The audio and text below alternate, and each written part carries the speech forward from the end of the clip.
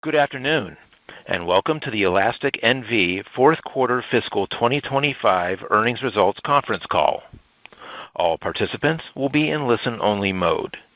Should you need assistance, please signal a conference specialist by pressing the star key followed by 0. After today's presentation, there will be an opportunity to ask questions. To ask a question, you may press star, then 1 on your telephone keypad. To withdraw your question, please press star, then 2. Please note, this event is being recorded. I would now like to turn the conference over to Anthony Luscri, Vice President of Investor Relations. Please go ahead. Thank you. Good afternoon, and thank you for joining us on today's conference call to discuss Elastic's fourth quarter fiscal 2025 financial results. On the call, we have Ash Kulkarni, Chief Executive Officer, and Navam Welianda, Chief Financial Officer. Following their prepared remarks, we will take questions. Our press release was issued today after the close of market and is posted on our website. Slides, which are supplemental to the call, can also be found on the Elastic Investor Relations website at ir.elastic.co. Our discussion will include forward-looking statements, which may include predictions, estimates, our expectations regarding the demand of our products and solutions, and our future revenue and other information. These forward-looking statements are based on factors currently known to us, speak only as the date of this call, and are subject to risks and uncertainties that could cause actual results to differ materially. We disclaim any obligation to update or revise these forward-looking statements unless required by law. Please refer to the risks and uncertainties included in the press release that we issued earlier today, included in the slides posted on the Investor Relations website, and those more fully described in our filings with the Securities and Exchange Commission. We will also discuss certain non-GAAP financial measures. Disclosures regarding non-GAAP measures, including reconciliations with the most comparable GAAP measures, can be found in the press release and slides. Unless specifically noted otherwise, all results and comparisons are on a fiscal year-over-year basis. The webcast replay of this call will be available on our company website under the Investor Relations link. Our first quarter fiscal 2026 quiet period begins at the close of business on July 17th. We will be participating in the Bank of America Technology Conference on June 5th and the Rosenblatt Virtual AI Conference on June 11th. Also, Elastic will host a Financial Analyst Day in combination with our New York City Elasticon on October 9th, and we hope many of you will join us there in person. With that, I'll turn it over to Ash. Thank you, Anthony. Good afternoon, everyone, and welcome to our Q4 earnings call. Elastic achieved a strong quarter, culminating in a solid finish to the fiscal year. Building on our momentum, we delivered strong growth, fueled by our sales execution and the persistent demand for our solutions, and our innovation velocity thrived. We exceeded guidance across all revenue and profitability metrics, demonstrating our platform strength and the extraordinary efforts of our team. In Q4, revenue grew 16%. Elastic Cloud revenue grew 23%, and we delivered a non-GAAP operating margin of 15%. We ended FY25 with more than 1,510 customers spending over $100,000. Q4 was a great quarter and a great close to a pivotal year in driving customer adoption of the Elasticsearch AI platform. In Q4, we continued to benefit from our sales strategy of landing and expanding enterprise and high-potential mid-market customers. We ended the fiscal year with more than 210 customers, over $1 million in committed annual contract value, representing more additions to this cohort than ever before. The sales segmentation changes we implemented at the start of the fiscal year have started to pay off. We saw progress in enterprise and commercial accounts and significant breakthroughs in our strategic segment, where we are helping our largest customers leverage our technology for consolidation and generative AI application development. For example, we closed an 8-figure expansion deal this quarter with a global financial institution for Elastic Observability, displacing a competitor. With our real-time alerting and monitoring features, we addressed critical feature gaps for the customer, giving them deeper insights into system performance. This deal also led to an expansion of Elasticsearch for GenAI applications as part of an internal efficiency initiative, positioning Elastic as a strategic partner in their GenAI journey. GenAI and consolidation remain powerful drivers, accelerating our momentum and influencing customers and prospects to choose Elastic for their search, observability, and security needs. Now more than ever before, enterprises are scrutinizing their solution investments as they look to control costs and prioritize expenditures that drive productivity and ROI at scale. Leveraging AI to automate business processes and drive innovation and efficiency is a big priority for customers. We provide mission-critical technology able to flex to data complexities and accommodate diverse use cases for every industry. We continue to strengthen our position as the platform of choice for customers building GenAI applications as our pace of innovation drives superior performance, scalability, and ease of use. Enterprises remain committed to GenAI investments as a key business strategy. We continued our strong GenAI momentum in Q4. Now, over 2,000 Elastic Cloud customers are using Elastic for GenAI use cases, with over 310 of these customers spending $100,000 or more annually.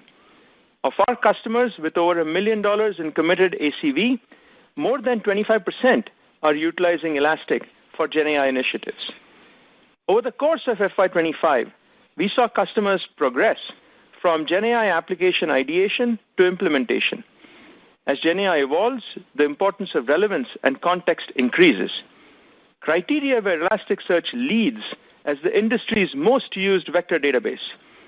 This drove continued strength in our overall search business in Q4 and all of FY25.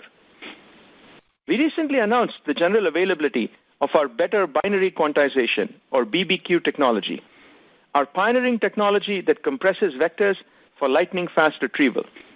Since its debut, we have improved its performance and accuracy, now achieving even more relevance gains, making it appealing for enterprise customers with large-scale production workflows.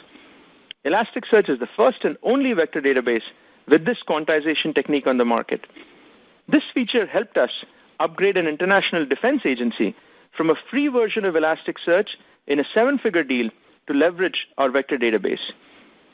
They require a solution capable of ingesting diverse data types for their intelligence applications, one able to handle immense data volumes without sacrificing performance or accuracy. BBQ was the solution for their needs. In Q4, we continue to drive consolidation onto our Search AI platform as our core value proposition is built on our industry-leading innovation at a very attractive cost-to-value ratio. For instance, we secured a multi-year 7-figure expansion deal with a leading international banking group in 50-plus global markets. Elastic was selected as one of the key platforms in their centralized observability strategy, spanning across all business units. This move supported a broader technology initiative aimed at consolidating multiple monitoring and observability tools into a streamlined ecosystem. As part of the expansion, the customer upgraded to an enterprise license to cost-effectively manage their environment with features such as the frozen tier, AI assistant, and synthetic source for LogsDB indices. They also recently deployed our AI assistant, which has already demonstrated value by identifying anomalies in retail banking data. Globally, our business performed well overall, though we saw some pressure in the U.S. public sector, where agencies faced constraints. Our team executed effectively, and our compelling value-to-cost proposition was key to driving traction with these customers, with features like LogsDB and frozen tier storage motivating them to move more workloads to Elastic. We are utilizing this focus on efficiency as a catalyst as the U.S. administration seeks to transform processes and drive efficiency, areas where Elastic truly excels. Looking to FY26, we are projecting continued growth and strong margins as we continue to drive leverage across the business. Navam will dig more into our assumptions here momentarily. While we acknowledge that there is potential uncertainty amidst evolving macro conditions, our pipeline remains healthy. Our business model also incentivizes customers to move more data to Elastic by offering competitive pricing and features to optimize infrastructure usage, thus enabling them to do more and realize the full potential of unlimited data on one unified platform. Finally, as we continue to innovate and develop highly differentiated solutions with features that effortlessly migrate customers to Elastic, we are generating significant forward sales opportunities from competitive displacements in security and observability. Meeting customers where they are differentiates Elastic in the marketplace. With the flexibility of our solutions, we unlock new opportunities across every industry and vertical, offering architecture able to accommodate both cloud and self-managed environments. Last quarter, our cloud business eclipsed 50% of our subscription revenue, and growth remains strong in Q4. In cloud, we are seeing significant adoption of AI, and it continues to be a favored choice for customers looking to eliminate operational burden. We've also been seeing strong AI traction in our self-managed business. We announced an integration with the new NVIDIA AI Factory for Elasticsearch to be a recommended vector database for enterprises to build and deploy AI applications on their own infrastructure. We will also collaborate to build a plugin to accelerate vector indexing and search using NVIDIA cuVS on top of NVIDIA GPUs and CPUs. This will allow NVIDIA and Elastic to bring all enterprise data to AI at blazing speeds for customers looking to build AI-native applications. We will continue to deliver innovative capabilities to both cloud and self-managed architectures for our customers in FY26. Security is a prime area where we see customers from every vertical, industry, and geo putting our AI features into use so that their security teams realize the benefits of advanced threat detection, investigation, and response. Attack discovery is now generally available to customers. Notably, we improved the technology's efficacy since launching in technical preview. We have better aligned attack discovery to our customers' use cases, reducing hallucinations and improving the overall customer experience. Customer interest for our AI assistant grows, with active users growing steadily over the course of FY25. We predicted that GenAI advancements would fundamentally change the security landscape, and our solutions are at the forefront of this transformation. In Q4, Siemens, a global technology company with over 1,300 cybersecurity experts protecting more than 120 factories worldwide, has enhanced its comprehensive defense in-depth strategy by incorporating Elastic's SIM platform into their global cyber defense center services. Siemens chose Elastic for its integration flexibility and AI-related capabilities for a multi-year collaboration.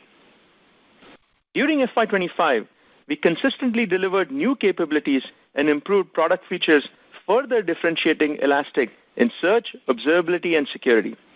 During the fourth quarter, we continued to make progress with Elastic Cloud Serverless, now in general availability on AWS and Google Cloud.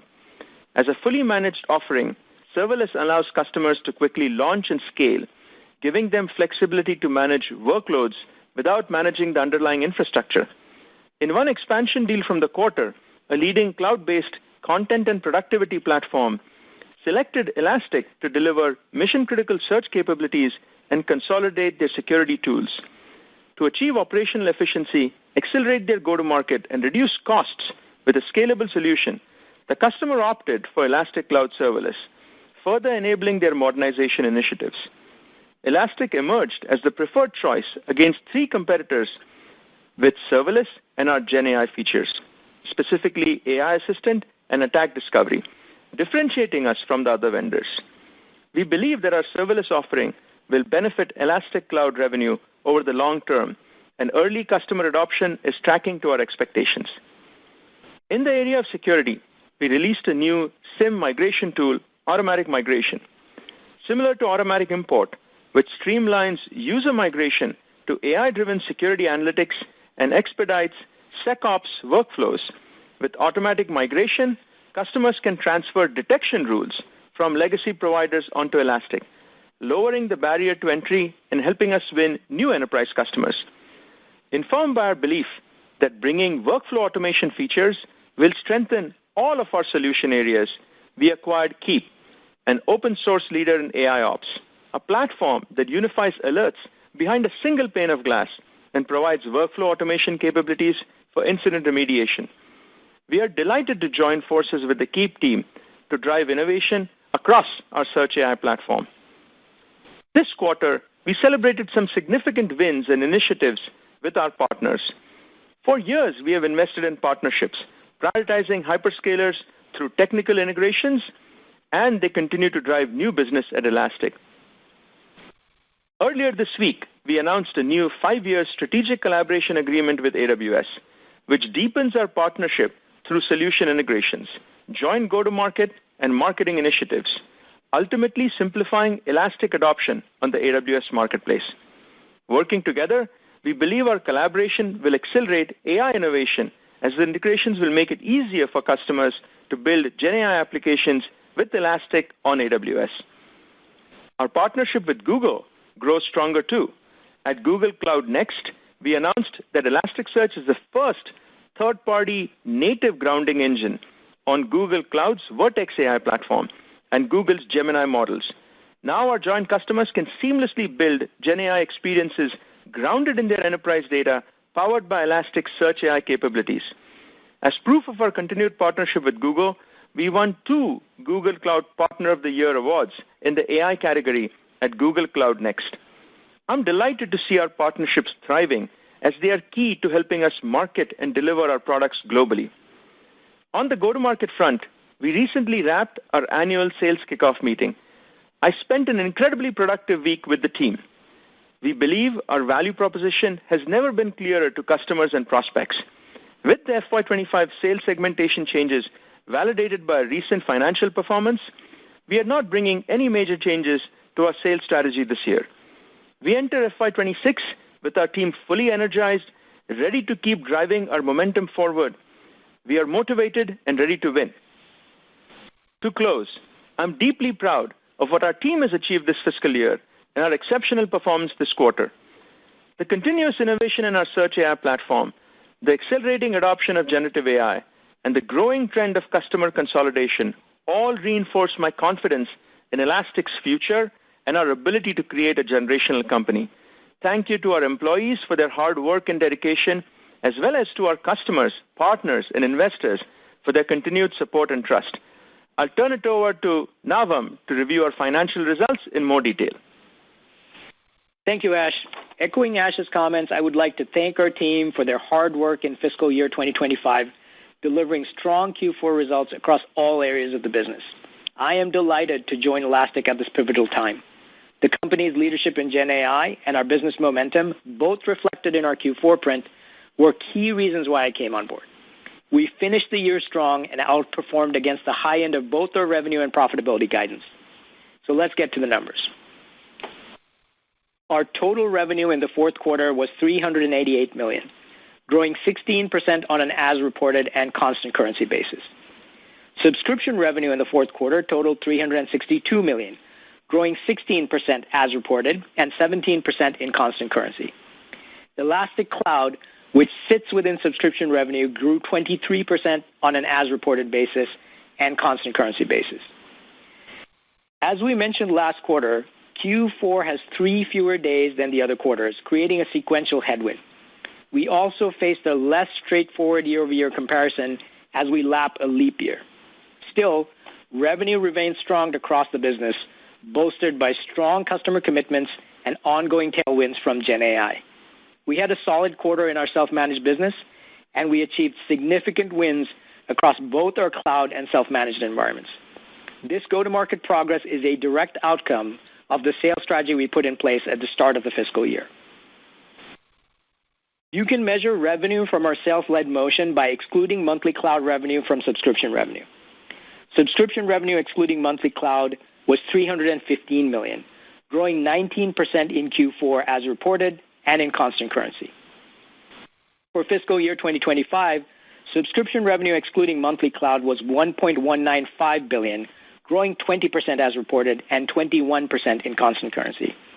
This momentum is a positive sign of our go-to-market success, and we expect to disclose our progress on this metric quarterly as we believe it best captures the results of our sales team, whose focus is on securing commitments from our enterprise and high-potential mid-market customers. Additionally, our current remaining performance obligations, or CRPO, in Q4, which is the portion of RPO that we expect to recognize as revenue within the next 12 months, was approximately $1 billion and grew 18% year-over-year and 17% in constant currency. To support this further, we saw strong growth, particularly among our largest customers. Our customers with more than $1 million in annual contract value grew approximately 27%, where we added approximately 45 net new customers this year. And our customers with more than $100K in annual contract value grew approximately 14% this year, where we added approximately 180 net new customers. We saw strong field execution across all geographies, where APJ grew the fastest, followed by EMEA and the Americas. we saw some pressure in the U.S. public sector, which caused sales cycle elongation, specifically in the federal civilian side of our business, as agencies face personnel and budget constraints. Even though we saw an impact in the quarter, given the strategic importance of our solutions to the agencies we serve and our compelling value for cost proposition, we believe our solutions are well aligned with the efficiency focus in Washington. Turning to Q4 margins and profitability, I will discuss all measures on a non-GAAP basis. We delivered a strong gross margin in Q4, representing 77% of revenue and a solid operating margin of 15%. For the fiscal year, we delivered approximately 400 basis points of operating margin improvement to end the year at 15%. This was a result of our concentrated discipline to deliver profitable growth. Our business has achieved a scale that allows us to maintain a strong and consistent free cash flow generation as we continue our operational discipline. We grew our adjusted free cash flow margin by approximately 600 basis points in fiscal year 25 to end the year with 19% adjusted free cash flow margin. We are actively focused on this metric and believe we have the potential to maintain and expand on this strong free cash flow margin percentage over the long term. Looking ahead to fiscal year 2026, I would like to lay out several assumptions that relate to how we model the business before going into guidance. First, historically, our sales-led bookings ramp throughout the year, with the second half bookings greater than the first half. This is a typical pattern within an enterprise sales force, and we expect this pattern to continue. Second, as our cloud business has been getting bigger, we've seen modest seasonal revenue patterns emerge, and for the last couple of years, once we normalize for the number of days in the quarter, we've seen slower sequential cloud growth in our fiscal Q1 period, with more ramp typically occurring in fiscal Q2 and Q3 in conjunction with the back half of the calendar year. Now on to guidance. We are in a very dynamic macro environment, and as such, we are approaching our guidance with prudence. Although we did not see macro impacts beyond the U.S. public sector in Q4, we extrapolated constraints that we saw in the U.S. public sector to potentially extend to our broader business. This is the largest factor affecting our revenue guidance range. The lower end of our guidance range also assumes we see headwinds to consumption from Q2 to Q4, though we did not see them in Q4 of FY25. We believe we have adequately de-risked our revenue guidance, with the conservatism largely reflecting the external uncertainty of the full fiscal year. We expect to continue delivering year-over-year margin improvements in fiscal year 2026, though the rate of improvement may moderate if we prioritize investment to support higher top-line growth. If revenue trends are more modest, we expect to outperform our non-GAAP operating margin guidance, and should growth exceed our expectations, we will adjust our investments accordingly to capture any upside while maintaining a balance between growth and profitability. Though we do not formally guide to adjusted free cash flow, we expect to sustain the fiscal year 2025 level of adjusted free cash flow margins in fiscal 2026. With these assumptions in mind, for the first quarter of fiscal year 2026, we expect total revenue in the range of $396 million to $398 million, representing 14% year-over-year growth at the midpoint, or 13% year-over-year constant currency growth at the midpoint. We expect non-GAAP operating margin for the first quarter of fiscal 26 to be approximately 11.5%. We expect non-GAAP diluted earnings per share in the range of 41 cents to 43 cents, using between 107.5 million and 108.5 million diluted weighted average ordinary shares outstanding. For fiscal year 26, we expect total revenue in the range of $1.655 billion to $1.67 billion, representing 12% year-over-year growth at the midpoint, or 11% year-over-year constant currency growth at the midpoint. We expect non-GAAP operating margin for the full fiscal 26 to be approximately 16%. We expect non-GAAP diluted earnings per share in the range of $2.24 to $2.32, using between 109 million and 111 million diluted weighted average ordinary shares outstanding. In summary, while we have taken a measured approach to guidance, there are multiple paths to meeting and exceeding the top end of our guidance.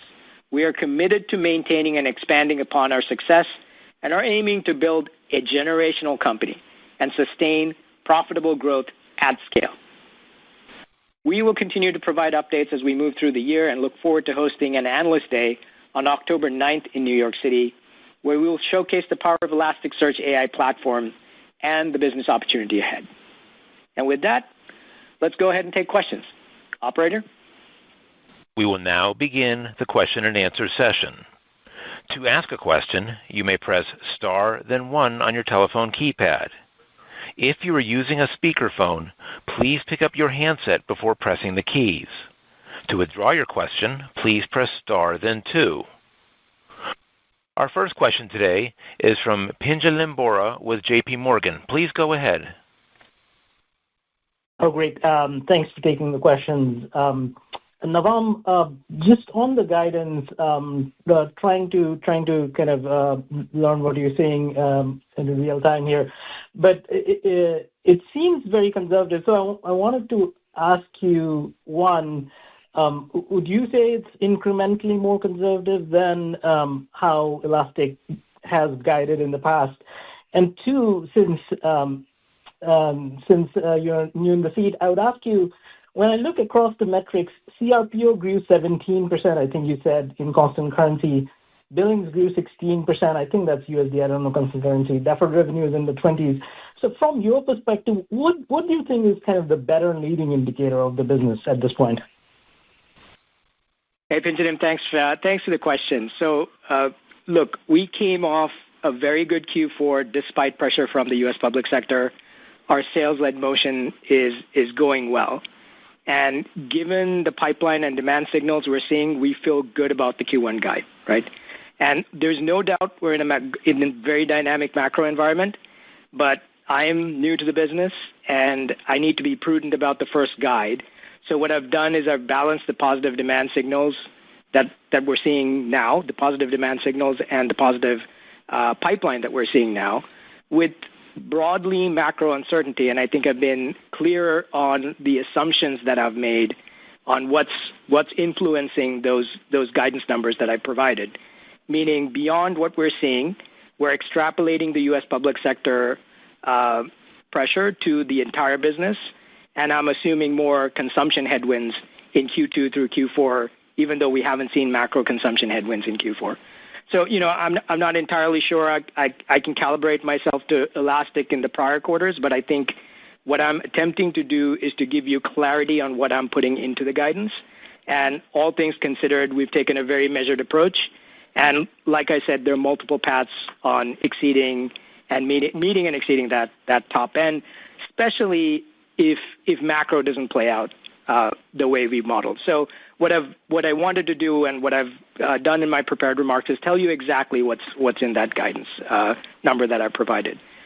On the CRPO, look, I think I spoke to you as well. I spoke to a number of analysts and investors, and I heard loud and clear that there was incremental metrics that they would like to hear on the health of the business. And I think there's a couple that are very useful for you to consider. First being the subscription revenue less monthly cloud number that I've provided, and the other one is CRPO, as you mentioned. I think both of these are supplemental measures. You have to look at them in conjunction with the revenue number, and I'm trying to be more open on disclosing these items for you to consider.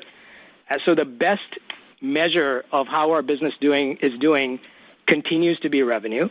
The best measure of how our sales team is doing is subscription revenue less monthly cloud. And CRPO is a useful metric as well, and it's showing the positive momentum we're seeing specifically on the subscription revenue less monthly cloud number and how much we have in terms of coverage for that number from our forward basis. So overall, we're going to give you continued visibility into how the revenue number is going through guidance, but both these metrics are going to be useful for you to consider as well. And just to net it out, Pinjalim, just the strength that we saw in the business in Q4, the visibility that we have into the pipeline in Q1, just makes us feel really good about the business overall. And what you're seeing reflected in the guide is really the conservatism around the fact that we're guiding for the next 12 months. And given the dynamic nature of the external environment, we just wanted to take that into account. Yep, understood. One quick follow-up, Ash. there has been a slew of partnership news releases from Elastic. I think most recently is the strategic partnership with AWS. I had also seen your kind of the default vector search on, I think, the Microsoft Semantic Kernel, and then obviously the NVIDIA and AI. Maybe talk about some of these partnerships. How do we think about the opportunity unlock driven by some of these relationships, and specifically on kind of the go-to-market portion of it with AWS?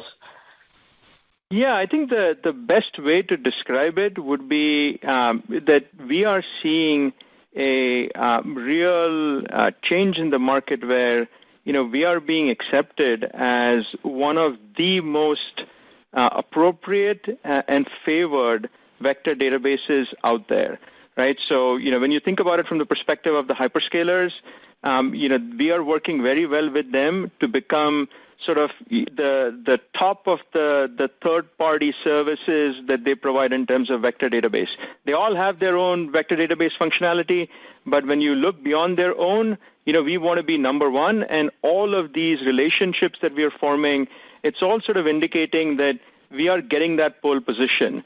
Now, the relationship with NVIDIA, that's, fundamentally, that's beyond just the cloud, right? Because what they're trying to do is also make sure that they can take these AI factory, these blueprints, to their enterprise customers, where these customers want to deploy AI solutions, agents, within their own data center, within their own environment, because often that data is one that they don't want to put in external environments. And we want to be everywhere. We want to be in all of these places. And from a go-to-market perspective, as you've heard from us in the past, the marketplace, all three marketplaces of the three hyperscalers, are amazing places for us to conduct business.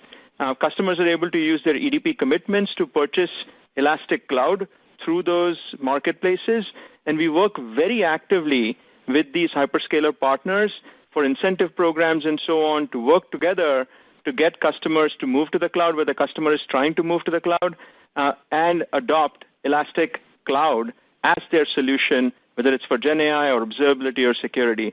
So these are very important partnerships for us, and you're seeing the momentum continue to grow. Thank you very much. The next question is from Sanjit Singh with Morgan Stanley. Please go ahead. Thank you for taking the question.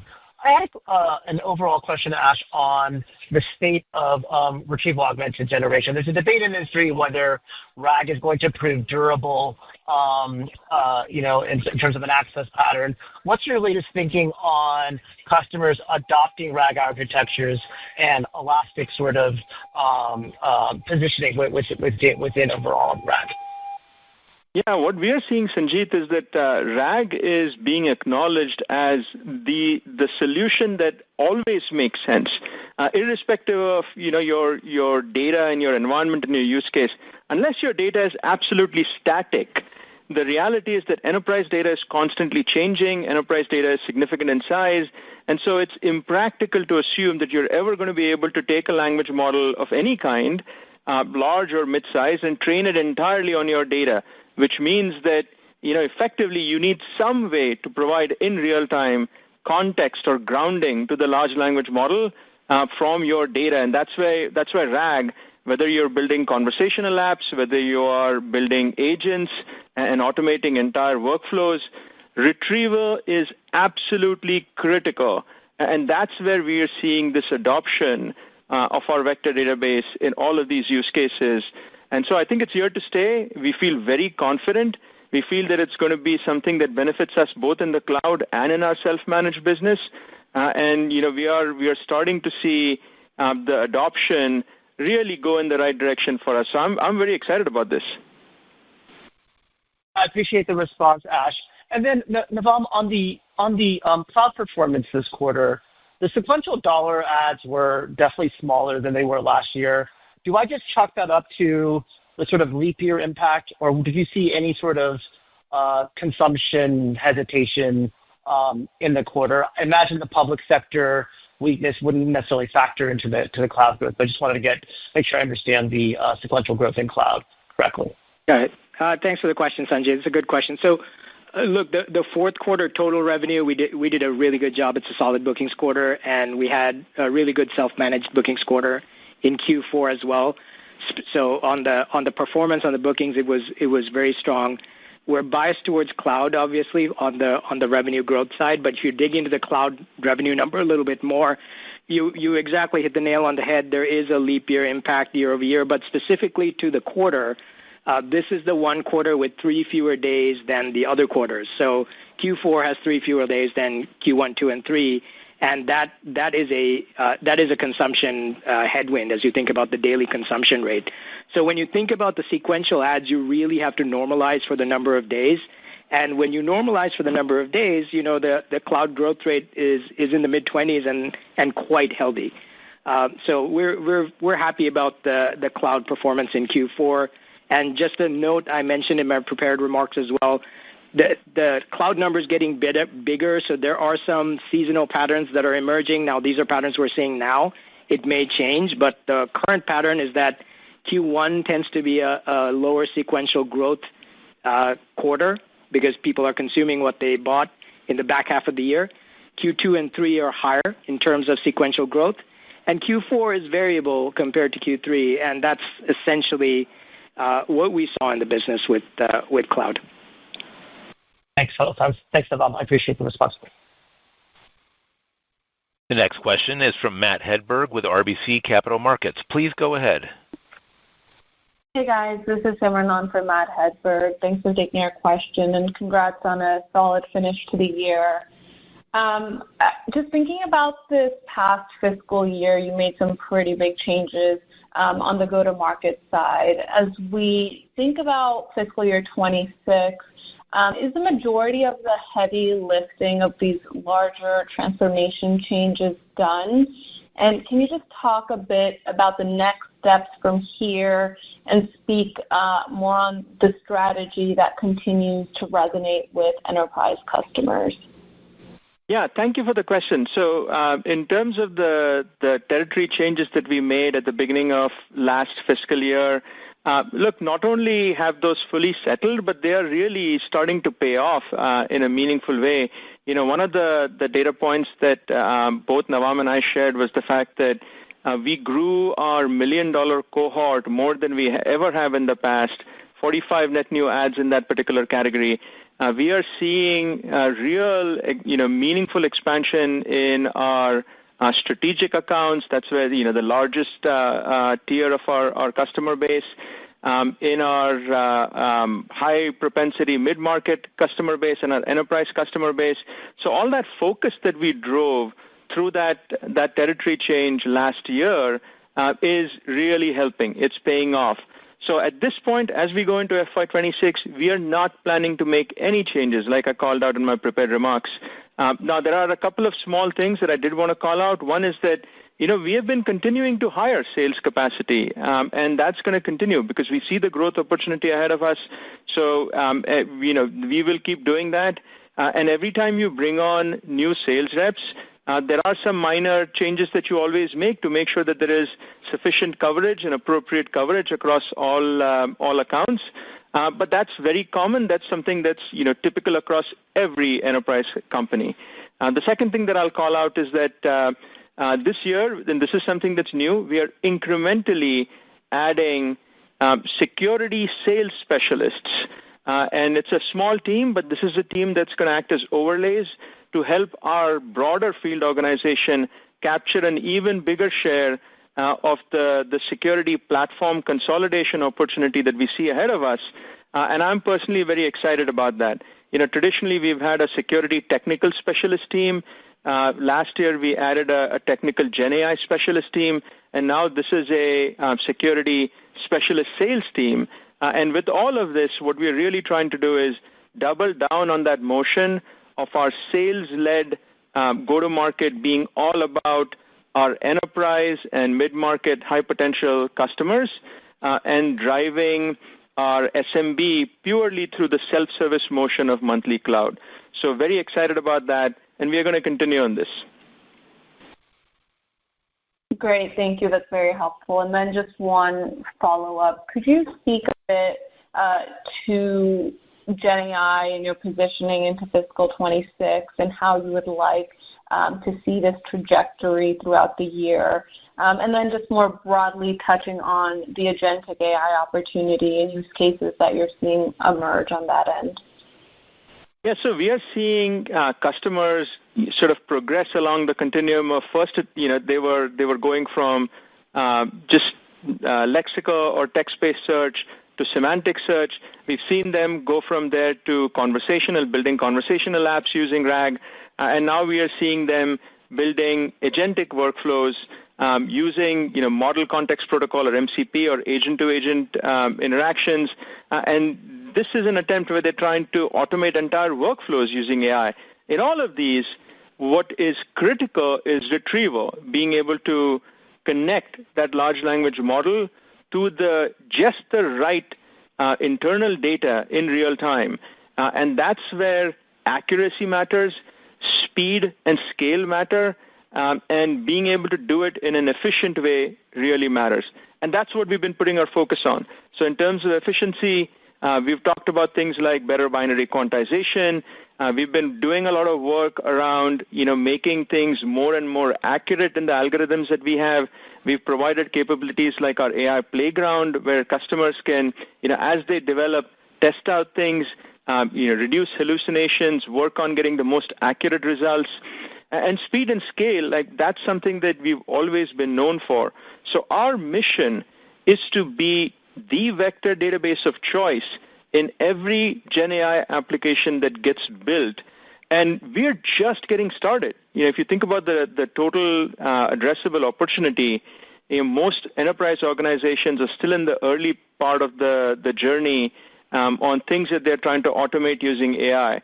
So I think the path ahead is really exciting, but we have a long ways to go. And that's something that we are really leaning into. Thanks, guys. The next question is from Raimo Lenschow with Barclays. Please go ahead. Perfect. Thank you. Could I stay on that subject, please, Ash? How do I have to think about the revenue, the change in revenue contribution from the different parts?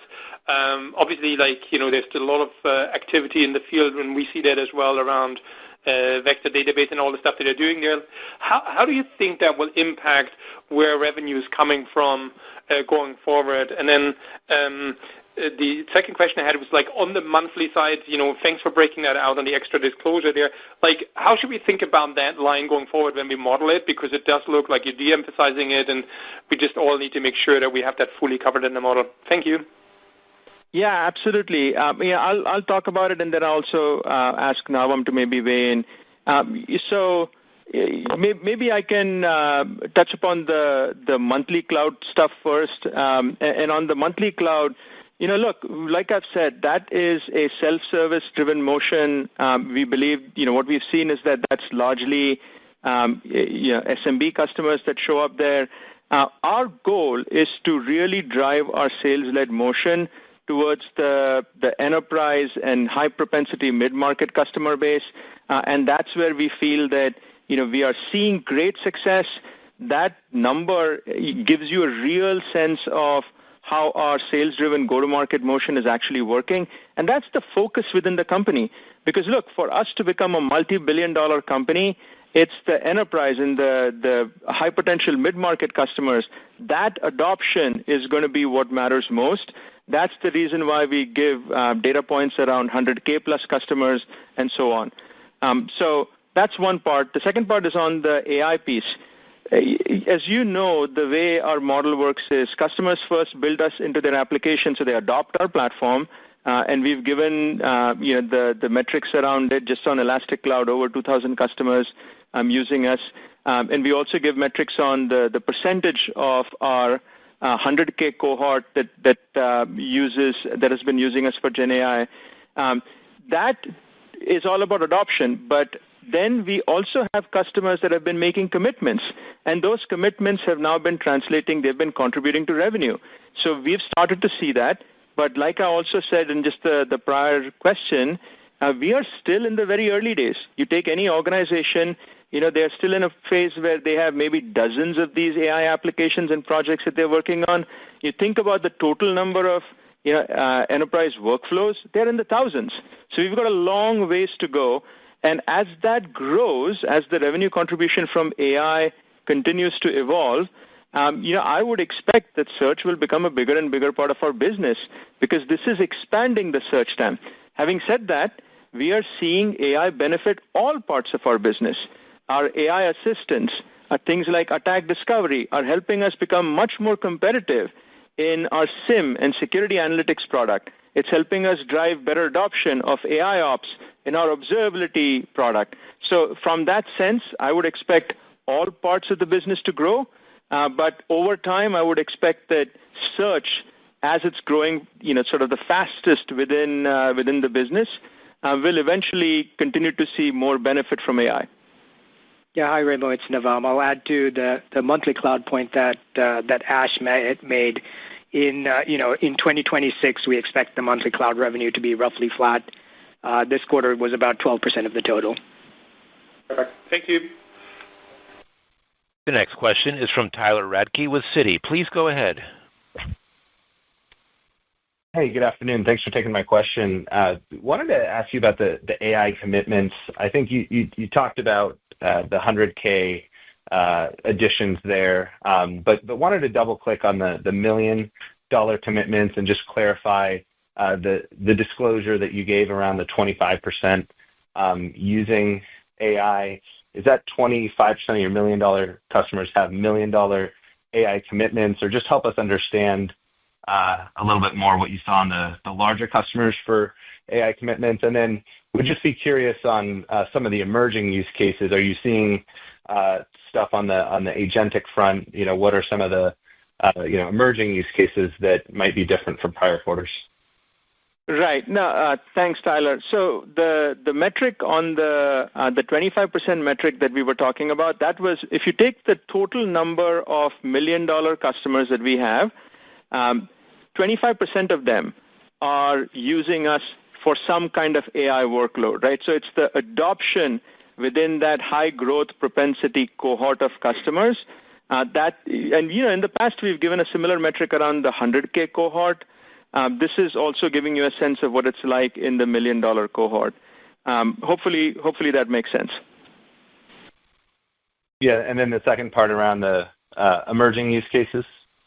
Yeah, and in terms of emerging use cases, look, what we are seeing is people are now starting, because of things like model context protocol, because of people sort of getting beyond ideation to early implementation, we are seeing more and more sophisticated use cases across pretty much every industry. And whether it's not just around customer support now. We are seeing use cases, that involve sales, that involve sales automation, that involve marketing automation. We are seeing use cases in legal e-discovery. We are seeing conversational apps that are being built for interactions with partners. So there's a lot of different use cases that we're seeing across the board. But the pattern seems to be that customers have gotten much more comfortable and are now extending beyond just the semantic search kind of use cases that we started with maybe about a year and a half ago, and are now actually building these kinds of automated agents to automate parts of their workflow. And it's pretty broad. Even in public sector, we are seeing it. And then obviously about our AI assistants, and those are continuing to see traction.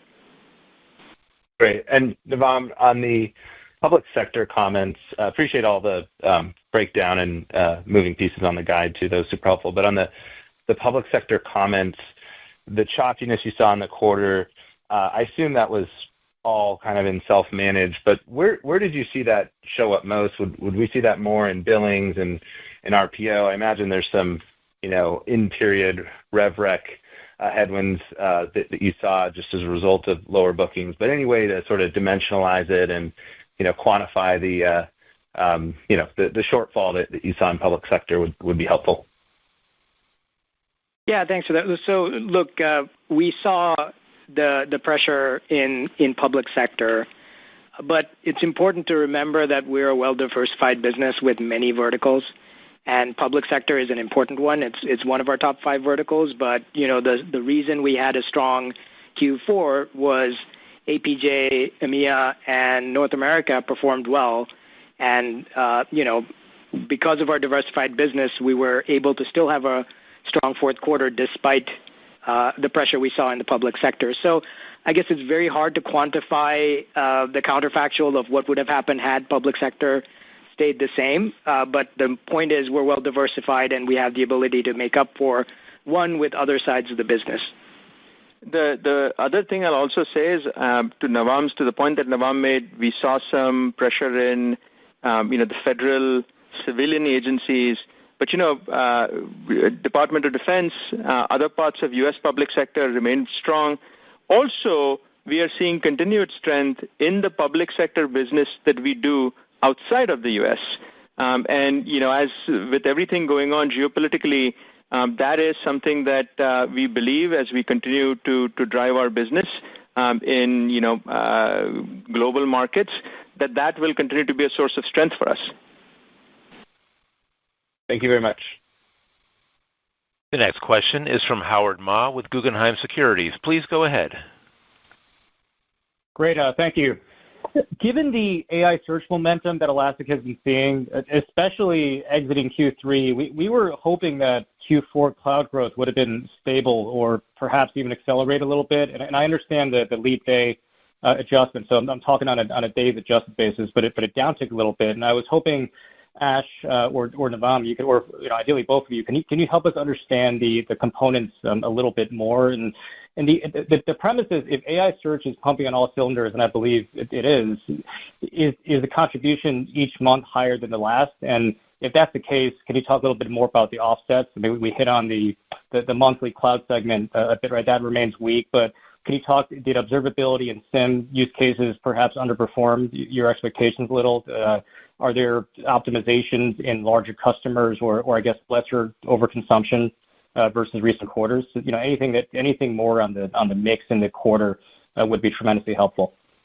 Yeah, Howard, I think probably the most important point that I'll make is that it is, in our opinion, not the right way to think about it to associate AI just with cloud, because we are seeing demand for AI workloads on both cloud and our self-managed business. And if you saw our self-managed business did well, we are seeing customers adopt AI and adopt our vector database, not just in the cloud environments, but we are seeing use cases like I gave in my prepared remarks, the example of one of our customers, a public sector customer, an international public sector customer that chose us for some of the enhancements that we've done in better binary quantization. So that's an example of a customer that is doing something with AI in their own environment, in their own data center. And so it's important to understand that AI is helping us both in cloud and in self-managed, number one. Second, what I'd say is, look, in terms of consumption, we saw very steady consumption. We didn't see any challenges like Navam talked about, even in his prepared remarks. So, but let me turn it to Navam if he has anything to add to that. No, I mean, I'd reinforce Ash's point that our expectation is both cloud and self-managed continue to be drivers of growth, and the metric we look at is how's our sales team doing against those two metrics. And the new disclosure around subscription revenue less monthly cloud, $1.195 million, growing 20% year over year and 21% constant currency, is meant to reflect that expectation that both those lines grow. Great, thank you. And as a quick follow-up, and Tyler just hit on this, but on the U.S. public sector, can you help us perhaps quantify the headwind in Q4 and how much you're baking in, how much of a public sector headwind that is you're baking into FY26 guidance? Thank you. Yeah, I mean, I'll reiterate that there's a diversity in our verticals that allows us to not be reliant on a single vertical or a single customer because we have a diversity of customers as well. Public cloud was the one macro impact we saw in Q4, but the rest of the teams rallied well, and like I said, the APJ, EMEA, and Americas businesses did well in Q4. So there was strength in one side of the business. We've been prudent in extrapolating U.S. public sector pressure into the rest of the year, Q1 through Q4. And like I said, beyond the USPS segment into the broader business, which is what informs the revenue range we gave you in our guidance. So that's how we factored it in. I wouldn't disaggregate it further beyond that. It's a holistic view of the impact of macro. Should it play out in the ways we've laid out and how the range would turn out. But like I said, we're going to execute on it quarter by quarter. We feel good about the Q1 guide, and we've got multiple paths to get to and exceed the guidance. Yeah, got it. Thank you, Navam. That's helpful, and I appreciate the looking at the business on a combined basis. So thanks again. The next question is from Kash Rangan with Goldman Sachs. Please go ahead. Yeah, thank you very much. Congratulations, Navam. I think this is your first call as CFO of Elastic, so welcome to the call. And Ash, I have a question for you. As you wrap up this fiscal year, last fiscal year was when we got started with that experimentation. Now it seems to be in production mode. That is the segmentation of how you go to market, a large enterprise, and who's going to pay you, that sort of thing. So 1 year into the new segmentation, what are the big takeaways? What are the things that kind of surprised you, and what are the tweaks you're going to be making? Because I think we agree that Elastic has the potential to be a multi-billion-dollar generational company. Really, really cool stuff right from the early days. But in order to achieve that vision, at some point, the net new revenue, the net new business, the net new ACV, all that stuff has to kind of be up and to the right. We need to start to see some level of acceleration. Granted that Navam's guidance, as rightly it should be, is conservative. But in order to get that vision of a multi-billion-dollar generation company, we need to start to see some level of acceleration. So as you apply your learnings from the segmentation as to what your aspirations for Elastic are, how do you go about not dramatically altering things and disrupting necessarily, but how do you refine the go-to-market approach going forward to achieve your potential? Thank you so much. Yeah, thanks, Kash. I think the first thing I'll start with is by saying that, as Navam mentioned, the right way to look at the business is the way we look at it, which is subscription revenue less monthly cloud. Because subscription, the monthly cloud business, that is largely SMB. It correlates very much with SMB. When SMB starts to really tick up in that segment, we will benefit from it, but we're not counting on it. What we are really pushing for is our sales-led go-to-market motion, which is all targeted towards the enterprise and high-potential mid-market base. And that's where we spent a lot of time and energy, as you know, at the beginning of last year to do the territory changes, the segment changes, and start to create more focus. So we are seeing the benefits of that focus paying off. We are seeing larger deals. We are seeing more, interactions with senior-level buyers. We are seeing better platform consolidation opportunities that we are not only participating in, but closing and winning. And so all of that, to me, feels like we've got the right motion now. Now we just need to continue scaling. So part of what we've been working on is adding that sales capacity that we need to continue to move the business in the right direction. Because what you stated is exactly our aspiration, to keep building the growth momentum. And in terms of what we are doing in addition to all of that, one of the things that I touched upon earlier is the security specialization. Look, we have an amazing set of capabilities in all of these areas, not just in search and GenAI, but also in observability and security. But in security, as we go higher, as we do larger and larger deals, what we want to do is really double down on that opportunity to capture share from some of the incumbents that, as you know, have seen some disruption in the market. And so we are really, putting more gasoline on that fire to see how we can go even faster. And again, I'll reiterate, watch that metric about subscription revenue less monthly cloud. I think I've talked about that to many of you in the past. And that's one that we will keep, sharing more details on as we go. Excellent, Ash. One quick one for you, Navam. As you bring your new mindset into the Elastic business model, what are the opportunities you see to uncover leverage in your own unique lens? Thank you so much. Yeah, thanks, Ash. Look, Cash, sorry. Look, I think that Elastic has got... Cash, not Ash. Cash, not Ash, exactly. I think that Elastic is an amazing company, and that's one of the main reasons I joined. And it's got so much going for it in terms of the momentum it has behind Gen AI. So I'm really excited to be part of that journey over the next many years, actually. So in terms of what I can provide to the business is help with more visibility into how the business is going with all of you is the first one, and to be a partner to Ash to invest in the business appropriately to actually gain the share that we deserve in that Gen AI space. And that's why we've been investing appropriately in R&D and in our GTM motion as we have over the past couple of quarters, and we think that that's the right thing to do given the opportunity ahead. So that's what I'm going to be helping Ash with over the next several quarters. By the way, I said Cash has Ash, so we love Ash. The next question is from George Iwanyc with Oppenheimer. Please go ahead. Thank you for taking my question. Ash, maybe digging into what you just kind of alluded to with the security specialist team. When you're looking at your $1 million customers, how many of them are using the entire portfolio? And can you kind of compare that to your 100K customers and how broadly they are exposed to the overall portfolio?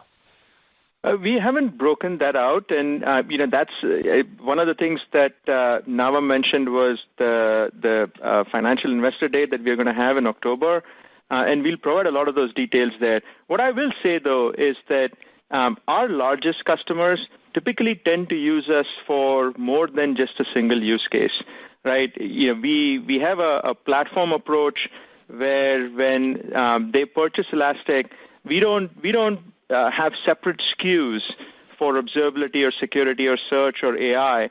They're purchasing the platform, and when they purchase the platform, then they get to use whatever they want to use. In cloud, the meters spin differently for some of these uses, but there's a lot of value in being able to put all your data in one environment and then leverage that data for observability or for cybersecurity or for other purposes. And so that's a very, very common pattern. But that also means that if you look at the $1 million count or the 100K count, it's still a fraction of our overall customer base. So the land and expand motion is working very well for us, and we just want to keep doubling down on it because that's what we see as the opportunity for continued growth. Thank you. And Navam, maybe just looking at linearity from April into May, I know you talked about generally solid regional trends, but are there any differences with respect to verticals or customer size?